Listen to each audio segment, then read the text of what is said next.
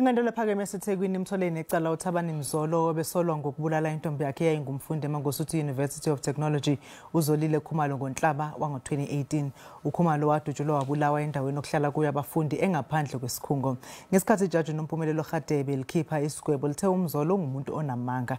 Kusasa inkantolo izokhipha isigwebo.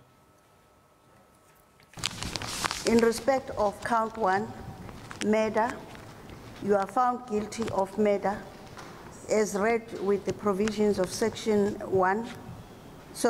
51, subsection 1, and part 1 of schedule 2 of the Criminal Law Amendment Act number 105 of 1997.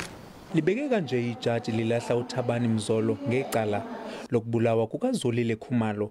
Abangani babo ababili babe ngofakazi benkantolo abanikeze ubufakazi obuqanda ikhanda kuleli cala.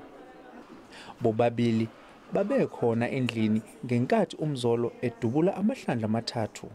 Oyedwa ufakaze wathi uKhumalo wabe esehlukene noMzolo ngenxa yokuthi wabe emhlukumeza.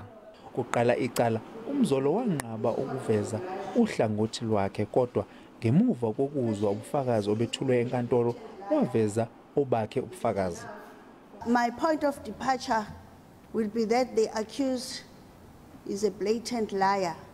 Umndeni wakwaKhumalo ufuna athole udileka jele. Umndeni sijabule kakhulu ukuthi inkantolo ikhiphe isinqumo sokuthi umbulali yamlahla ngecala. Ngoba ukwenza kwakhe khombisa ukuthi akwenzanga ngephutha kwaba inhloso konke akwenzayo. uMzolo usagcinwe esitokisini. Radebe, SABC News, eThekwini.